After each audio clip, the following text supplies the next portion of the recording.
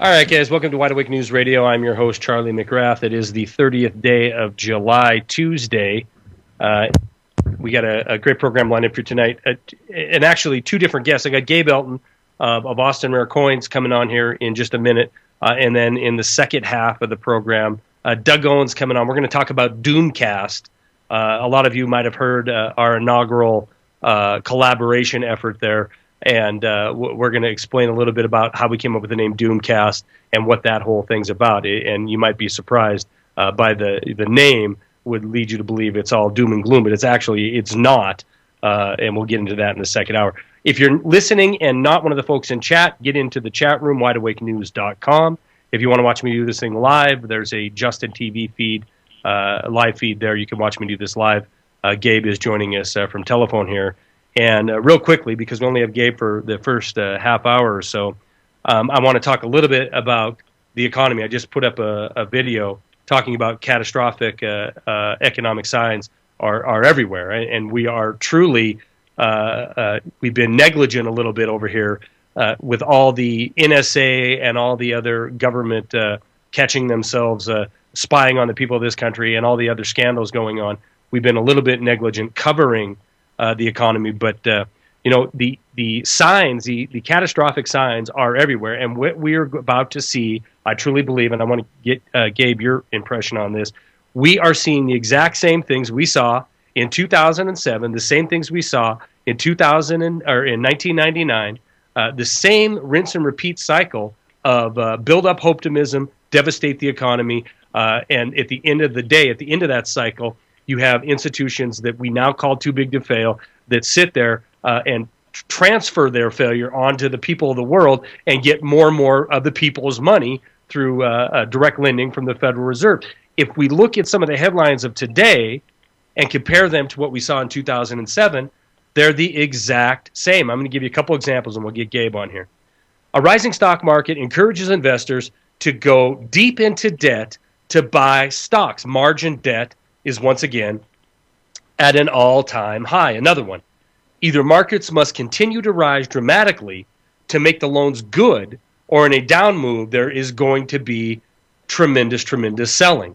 Now, we've talked about how things are starting to look like they did in 2007 and 1999 before, but I truly believe as we exit summer and head into fall, we are going to see an absolute smackdown in 2013. And again, it isn't a matter of me or Gabe or anybody else coming on to this program or any other independent media program and predicting this, because there's no prediction. It is a guaranteed fact that this rinse and repeat cycle of devastating an economy and then looking for a handout by these corporate welfare too big to fail institutions, it isn't a matter of if this is going to happen, it's just when. We understand that it is going to happen. Again, not if, just when. I think 2013, we're going to see it. Europe's starting to crack. Asia's starting to crack. The Baltic dry is through the floor. The indicators, except for the Dow Jones, show just that, a devastated economy. And here we go all over again. All right, let's bring in our precious metal expert to get his take on this and maybe to try to explain to us, and I haven't really talked to him before the program, but just for a second, to why in the midst of all this obvious indicators of we're heading into very, very severe financial times again, are we seeing precious metals continue to be just smacked down? Gabe Elton, Austin Rare Coin, thank you for supporting the program. Welcome back to Wide Awake News Radio. Appreciate it, Charlie. Glad to be here. I'll second everything that you just said.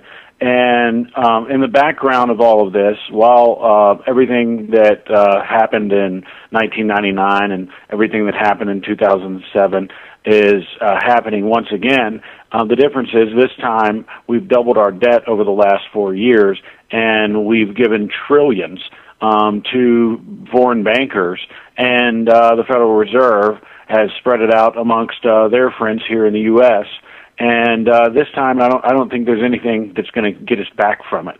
And in the background of all this, the commercial traders in gold. I'm one of those that happen to believe that gold and silver prices have been heavily manipulated for some time.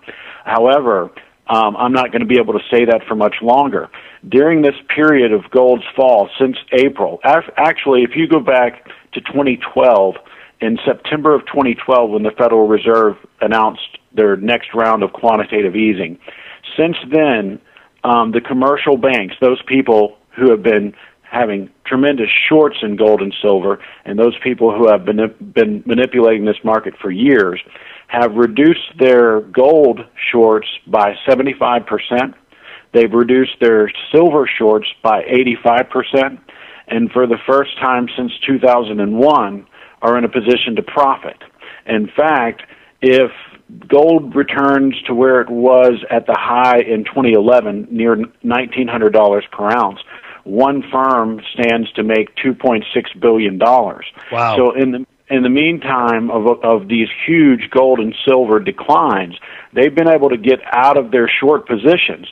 And, this is all found in the Commitment of Traders reports that's made public. And if you follow these, it's astounding what has happened. And it just so happens to coincide with people like George Soros coming out in the news and saying that he was selling his GLD position. Actually, that wasn't true. He actually liquidated his position to take delivery of the physical gold. And if you look at some of the major gold vaults like J.P. Morgan, Scotia Makata, Brinks has a major gold vault. If you look at the holdings of GLD, you see that this gold is leaving their warehouses at a frantic pace. And in the month of May, China imported more gold than they ever have in their history. And China imported a huge amount of gold last year, and in 1 month, in May, they nearly imported in 1 month as much as they had the entire year in 2012. So all of that doesn't add up for a falling gold and silver price. It does add up for an opportunity for the commercial bullion banks to get out from under their shorts. It worked out perfectly, if you ask me, and in their best interest. And they've sold a lot of these shorts positions that they held are now held by speculators and hedge funds. Well, in the world of economics, those are the small guys compared to the commercial bullion banks like J.P. Morgan.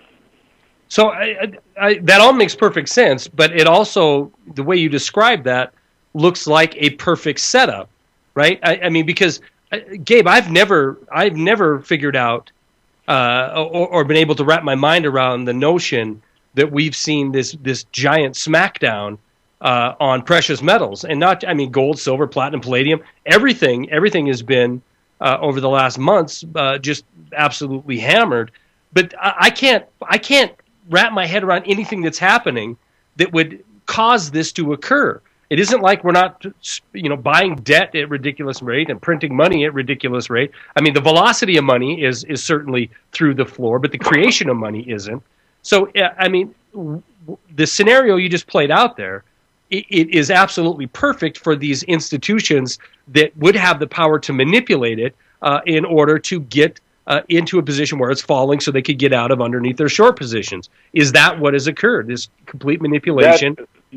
Well, that is exactly what has occurred. And if you look at the Commitment of Traders reports, Turd Ferguson, I don't know if you've ever ran across his site. He does a metals commentary, and there are others, Oregon, there are others that follow these Commitment of Traders reports religiously. And on September 11th, 2012, they were short 75% more contracts in gold than they are short currently. And silver, it's 85%. And so it did work out perfectly. Imagine if you're J.P. Morgan and you hold a huge short position in silver, and here we are in July of 2011, and silver's about to break $49 an ounce. You're in a very bad situation, and there's only one way to get out of it, and that's to cause silver and gold to fall. And think back, Paul Craig Roberts is another person who covered this very well, and we'll talk about it after the break. Yeah, let's get into that, and I definitely want to get into the confiscation, the reporting requirements, and these things in our last segment with Gabe Elton, Austin Mercoin, 800-928-6468. Gabe Elton. We'll be right back. Hang tight. Guys, welcome back to Wide Awake News Radio, 30th day of July, Tuesday. Gabe Elton of Austin Rare Coins and Bullion is our guest. Austin Rare Coin and Bullion, their number is 800-928-6468. And write it down because Gabe's going to tell us here before the end of this segment some pretty frightening stuff. A little bit he alluded to me in an email about the types of metal you should be looking at right now. Because everybody is absolutely... Gabe, I'm going to do this first, just so we don't run out of time. Everybody is obviously fixated right now on price. $19, $20, $18, whatever silver is, $1,300 on gold. You know, where can I get the cheapest? Where can I get it right here, right now? But you brought something to my attention the other day when I was talking about pricing that I really... You know, I knew because you've told me about it before. And I remember doing videos on it when it occurred, or when the legislation was being thought about. But the reporting requirements, the 1099, the protecting one's wealth. If you're looking to buy precious metals to protect your wealth, you better think about how you're doing it, because it isn't like it was 5 years ago. Even there is going to be some pretty onerous restrictions and regulations that are put on you as a provider or the seller of this metal, correct? Yes, that's right. And really it depends on what state you're in. Mm-hmm. Each state is a little bit different. But in general, there are 1099 regulations that were actually set up back in 1974 between ICTA, which is the Industry Council for Tangible Assets, and the IRS. And certain items, if you are liquidating them to myself or any coin company for that matter, the burden is upon the person buying the coins to gather your personal information, your Social Security number, and send you and the IRS a 1099 at the end of the year. And there is a whole another segment of products that are considered what we call private and non-reportable. What that means is, you can buy and sell unlimited quantities of these products, and it can be done in total privacy. Now, of course, that doesn't mean that the IRS doesn't want to know about any profits that are made. What it means is that we're not going to tell them for you. And that is important. And, to tell the whole story, Charlie was like, can you match this particular price at a competitor's company? And I told him, I said, we're sort of a different company, and I hope all of your listeners can follow me here, because it's important to understand that there are bullion houses out there that hold millions of dollars worth of inventory, and in doing so, that they take on a risk, and that with that risk, they have to go out and short their inventory. What I mean by that is they have to take out a hedge, so that if gold and silver fall, they make money on the hedge instead of making money selling that inventory, because of course it's worth less. However, so that in itself is a whole nother form of risk. It's counterparty risk. We don't do anything like that, so unfortunately we're not going to be able to match some of their prices. But where we try to make up for it is information like I told Charlie, this particular person was looking for rounds. And, you can go, we're not the type to say, hey, we're going to sell rounds at the lowest possible price on the internet.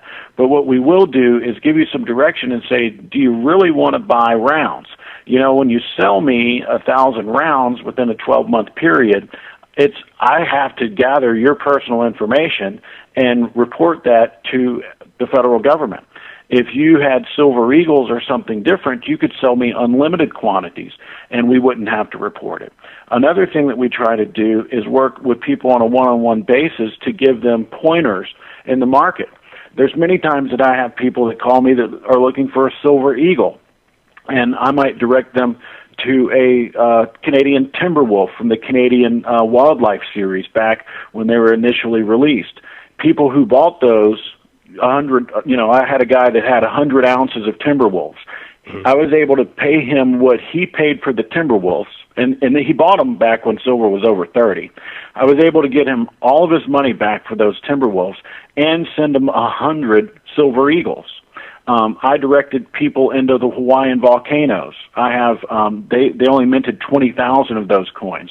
You know, they initially cost about $1 more than a silver eagle. With those Hawaiian volcanoes, I had a guy that was able to take 230 ounces of Hawaiian volcanoes and turn it into 500 ounces of silver eagles. And he held the things for 8 months. And he more than tripled his metal holdings. You're not going to ever do that with silver round. It's never going to happen. If you're spending your time just trying to find, search the internet trying to find the absolute bottom premium over spot, you're certainly not getting the whole story. And over the years, I've learned that from you more than anybody, and I've learned it from some of the folks who listen to this program who use you for thousands and thousands of dollars worth of their precious metals for that kind of service right there. So you let them know which direction they should go if they want to truly protect their wealth. That's right. There's a difference between price and cost. The price is the initial price that you pay for it. The cost is the cost of owning it over time. And if you are buying the wrong type of material, if you want to stay as private as possible, if you want to have a chance to spend 70 cents an ounce more and double or triple your metals holdings within a few years, then we're the company for you. If all that you're looking for is the lowest price silver rounds, then we're probably not your company. We'd be glad to help you, and we'd be glad to give you information. Another thing that I wanted to point out, we have brand new charts on our websites, interactive charts for gold and silver. They're some of the best that I've ever seen. I mean, there's some bigger websites that people have gone to in the past, like Kitco, to check the gold price. I think our charts are much better than what you're going to find elsewhere. And we have a new app that's going to be on the way. I've seen that as well, and it's very functional. Just check out the website. Give us a call. Our information is always free, and we're going to offer you a 3 to 5% discount. All you have to do is mention the show. Just mention Wide Awake News when you call Gabe at 800-928-6468 to receive that discount. Bookmark the site, austincoins.com. And you can check your metal prices there every single day. And again, the folks that have used Gabe through the program have used him for the reasons he talked about, the service you get, the long-term commitment you get from Austin, Rare Coins of Bullion. Gabe, thank you very much for being on. Thanks for coming on for just a short segment tonight. We'll get you on again soon. Thanks, sir. You betcha. Bye-bye. Bye. Welcome back to Wide Awake News Radio. Charlie McGrath, seventh month, 30th day, Tuesday.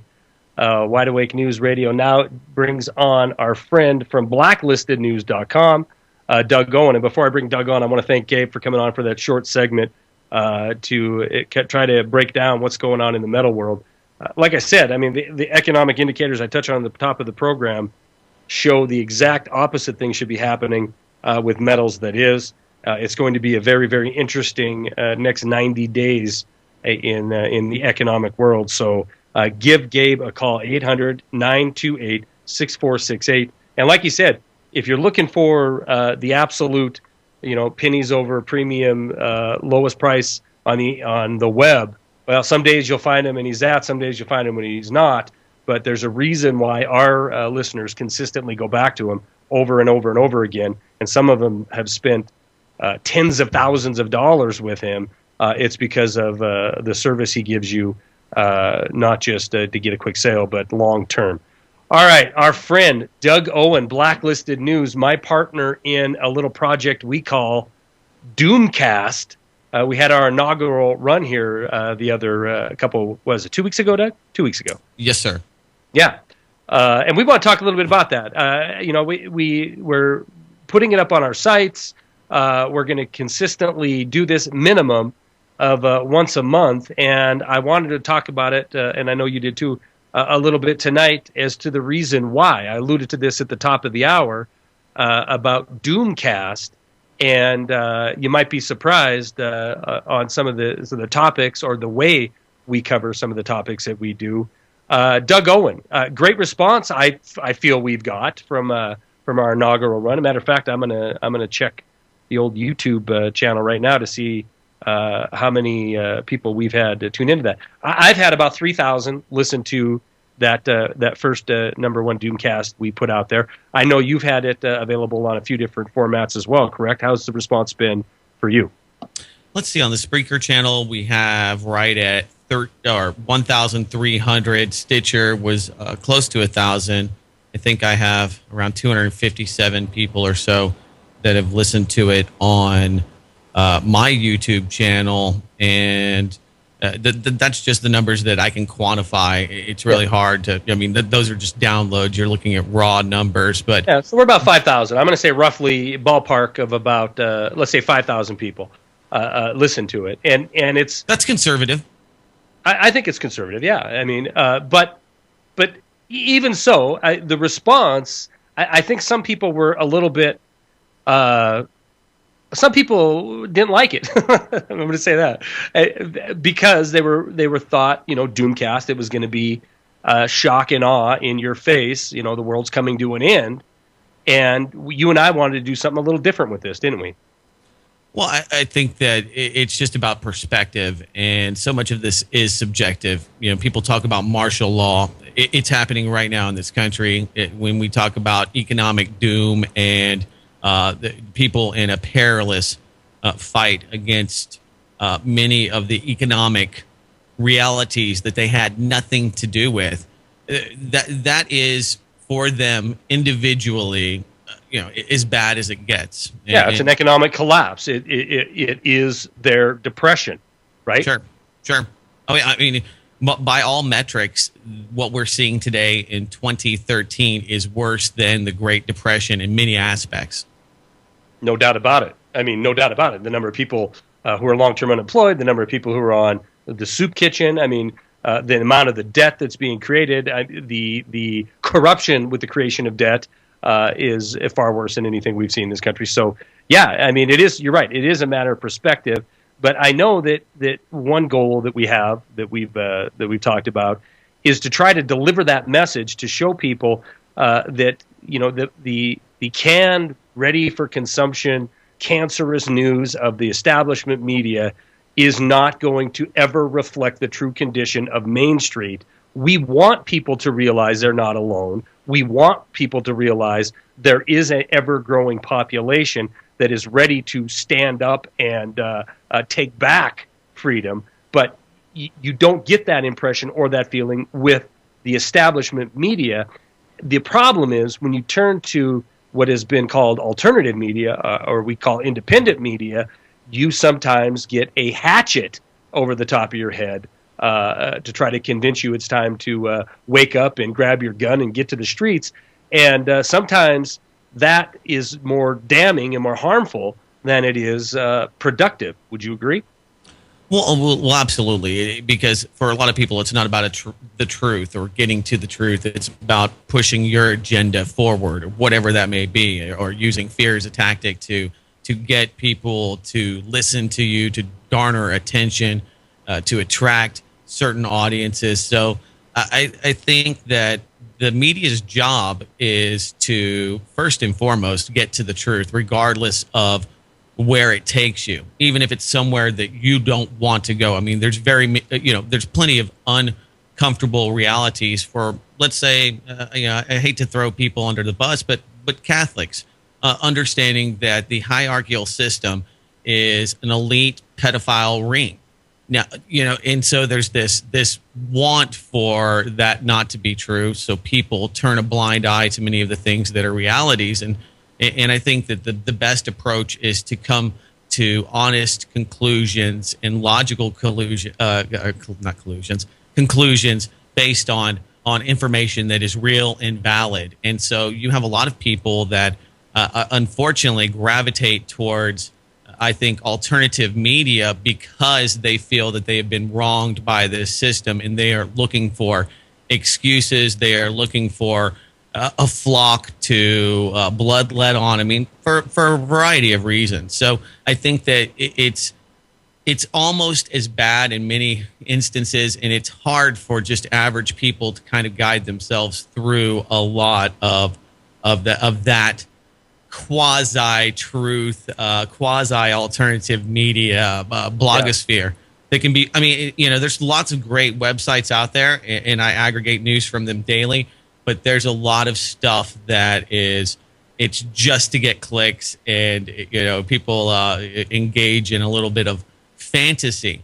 And so I think that that's very damaging, and I think we do have to address that responsibly, because if you have people poisoning the well, the overall product, the overall message is completely dampened. And then all of these altruistic reasons why people initially start trying to talk about these very serious issues with friends and family find themselves at this disadvantage because the way it's packaged, or right. Where are you going to send them? Right. What are you going to do? You're going to give them an alternative media documentary with certain stereotypical viewpoints. That might work with a lot of people, and it's not an vain attempt to just randomly touch strangers, but at the same time it might not be the most tactful. So I think it's just it's time that people start really looking at what they're putting out there and trying the best to just be honest. And I think that that's what we're doing with this podcast. Not to say that there aren't thousands of other people out there that are doing the exact same thing. I just think that we kind of come to it from a different angle, and I think that I think both of us probably we've seen the agenda driven independent or alternative media. We've seen it. I mean, we've seen the dark side of it, and we're able to bring that perspective. Both of us are not doing what we do to get rich. We both go to a job of every day of the week outside of what we do through our websites or podcasts or radio program. So we've seen how deep and dark and nasty it gets in independent media and alternative media. And I agree with you. That is every bit, if not more, damning than if you take somebody who's trying to unplug from the matrix, if you will, and you immerse them in the deepest, darkest pool of independent or establishment media, they're going to get pimped from sun up to sundown, and they're going to just flee back to the flock and beg to be rehooked back up to the matrix because they're going to get burned big time. And it is something that you and I have talked about for years now, and I'm glad we're finally trying to put something together that is more, I don't want to say mainstream, Doug, but it's more, we're trying to speak to the people who are on the periphery of the mainstream. We're going to be back with Doug Owen at Blacklisted News Radio and more Wide Awake News Radio in just a minute. Please hang tight. Yeah. Welcome back to Wide Awake News Radio. Charlie McGrath, joined by Doug Owen at blacklistednews.com, and also my counterpart with the project Doomcast. We will be recording another one a week from tomorrow, and then every Wednesday following that. We've determined that very, very recently that we're going to put it out every single Wednesday. It'll be released, I guess, on both of our websites come Thursday morning. But I look forward to collaborating with you on this project and going forward. We were commenting during the break about some of the comments we received about the first one. We're trying to figure out, there was a point, somebody sent a comment to me saying, "Yeah, Charlie, that Doug Owen, he owned you in that." and I maybe we need to make it a little more confrontational between you and I. I don't even remember getting into a debate with you, Doug Owen. I think that we were just looking at different things and talking about it from different angles. But, good talk radio is always a compelling conversation. And if everybody is in agreement, including the people that are listening to it, then, there's not much being accomplished. I think that if it's great radio, it should be somewhat controversial, and it should get the person, wanting to hit the pause button and argue with their significant other, something to that effect. I mean, it should at least stimulate conversation. Well, and you know what? You and I aren't lockstep. We're not going to see everything eye to eye, and a lot of topics we will, but some of them I might think you're just completely out to lunch on, or vice versa. And I look forward to that. And you know what? That's one thing that I've noticed. Unless Gary comes on and argues with me, there's not a lot of people who in this genre who want to, unless it's just complete lunacy, right? They want to call in and talk about something that's just completely, out to lunch. That isn't even. You're not even able to have what's too taboo for Charlie McGrath? What's lunatic fringe for you? Well, you know what? I don't know if I want to get deep into what Anal is too probing gray space alien dudes. Yeah, there you go. Go. Well, it's the reptilians. It's the reptilians that are in control. They've infiltrated the Catholic Church, and they're all Jewish reptilians, and they're going to come and take your lunch money. And this is where the problem lies. And there's people who literally believe that, Doug. They believe it. And if it's to that extent, I mean, if that were true, and if the argument had to be brought to that extent, or the discussion, I'm out, man. I'm out. I'll enjoy. Have you ever seen They Live? Yeah. You know what? I've watched videos of me that are reptilian. Really? Have you shape-shifted? Yes, I've shape-shifted. I've had the video proof. Anybody could just go to YouTube and type in Krabby Dog Tricks reptilian, and you'll see the video of me shape-shifting and my jagged reptilian teeth.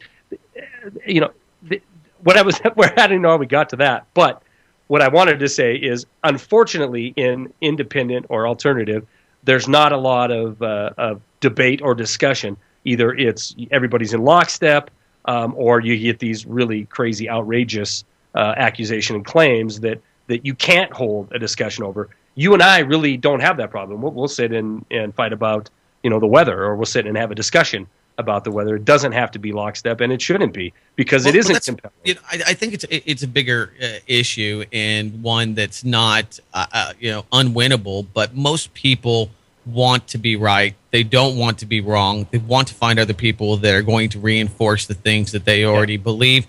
And once people realize that the mainstream media, or maybe it's the Democrat or Republican Party, have completely abandoned them, they do not represent them on any kind of significant level, they feel wronged. And so they find somebody, maybe a radio host, maybe a podcast, maybe a website, maybe a blog, that opens their eyes. But the same mentality of defending a team, that whole team mentality, that collective altruistic drive, creates these somewhat zealots. It doesn't matter.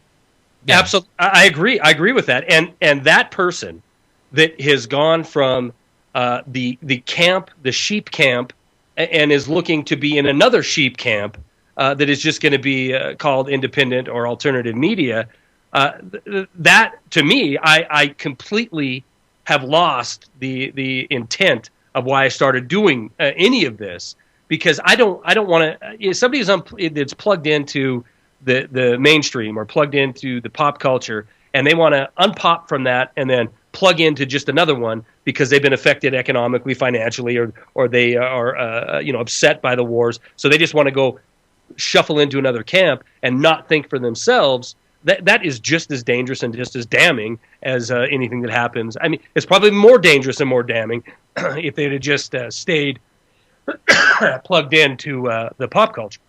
Well, I mean, it's not just politics. I mean, you see it with football rivalries. The town over there are the bad guys. We're the good guys. They're the bad guys. We wear purple. They wear gold. I mean, it's that old. I don't know. I think it might be just a human condition that where we are constantly looking for strife and looking for purpose and meaning in what we do. Right. And well, I think I agree, but self-realization, self-analysis, you being able to gather and disseminate information for yourself is truly, the way. That we get a nation back, we get dignity back in our political and financial system. It is this sheep mentality on either side is as much a control apparatus than as anything, Doug Owen. Sure. And it might be human condition, but I think it's been nurtured along, especially over the last decades, into the point where you pick a team, you pick a color, this is what you root for, this is the beer you drink, and somebody who doesn't, they suck. Yeah. Are you familiar with Dylan Ratigan? Yes. Yeah, he used to be a pretty prominent and famous investigative journalist and pundit. Well, anyway, he was one of the guys that was working with MSNBC to kind of, I guess, narrate what had happened during the 2008 financial debacle. And he did very well, too. Well, and he's one of these guys that I have a lot of respect for. So the story goes, and I don't know how much of this. I mean, some people might think that this is completely scripted, but the story goes that he's a guy that was working in media, saw the scripting, saw that the multinational corporations, big pharma, big banks, had taken over the media, and he decided to start a farming community. He became a farmer. So, the metaphor is he's a guy that saw the problems from the inside, saw how these institutions that were paying his salary were predatorily going after the people that he was supposedly talking to, and made this conscious decision to shift his lifestyle and learn about trying to take that knowledge and do something productive with it in society that will actually benefit society. I mean, you can get really upset and we can rail about how the bankers stole our money, they stole our children's futures. But it's really up to us having that knowledge to figure out, okay, how are we going to move into the next era? Jim Rogers, somebody that garners a lot of respect in the alternative media and those that are I don't want to say gold bugs, but people that are commodity focused investors. And he's going bull on farming. We've been eating more food, producing not enough for the last 10 years globally. And the average age for farmers in this country and other countries is pretty much past 40 years old. So there are these new opportunities that are rising. There is going to be new emerging markets that will absolutely have to come out of some of the financial chaos, some of the doom that we talk about. So there are glimmers of hope out there, and there are different things and ideas that I plan on bringing to this show and putting a lot of effort into. I mean, I'm just reading off of what we've got planned for Doomcast number 2, and these are just ideas looking at not just the problems, but bringing solutions and looking at real blueprints, plans, and other action plans that people have successfully executed in their own lives, so that it's not just taking the gloom and the doom and the desperation, but also the yang, looking at the way that knowing this truth, accepting it, and then taking that and being able to tangibly create something better for yourself, your family,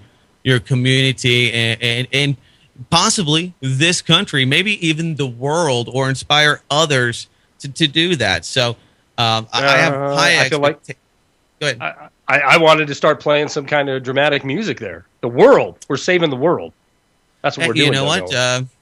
People are hungry around the world. I don't know how many millions, if not billions of dollars are donated to crony institutions like the Red Cross and Sally Struthers to try to feed the kids of Africa. But, at some point we have to have 2012, baby. We have to have farmers. Listen, so I agree. The premise that you and I have agreed on, and this is something that I look forward to bring into the folks with Doomcast going forward. But I also want to take those ideas and then wrap them in scenarios. The Jim Rogers or Dylan Ratigan or other folks. Greg Hunter, folks who've been in the mainstream and now are doing something different to operate in this economy. To look at those scenarios. And then this is what happens if. This is what happens if if we have global meltdown of our financial system. This is what happens if we coax it along for the next 2 decades. So there's plenty of opportunity to take the topics that are prevalent in alternative and independent media that focus in a lot of ways to try to get folks to buy stuff, and look how we can take the situations as we know they're coming and position ourselves to be ready for this coming. Doug Owen, I look forward to Doomcast number 2 next Wednesday, folks. If you haven't bookmarked his website, please go there. I do every day. blacklistednews.com. Doug, thanks very much for coming on here. And Doomcast.com. You can get the latest episode, EP1. Check that out as well. Ooh, yeah, Doomcast.com. I forgot we had a website to go with that. Doomcast.com, blacklistednews.com, wideawakenews.com. Thank you very much, Doug. We'll talk to you Wednesday. Guys, stay tuned for Jeff Rentz because he is coming up next. We'll be back tomorrow night. Woody O'Brien, 6 o'clock West, 8 o'clock East. 9 o'clock East. We'll see you then. Have a good night. Peace.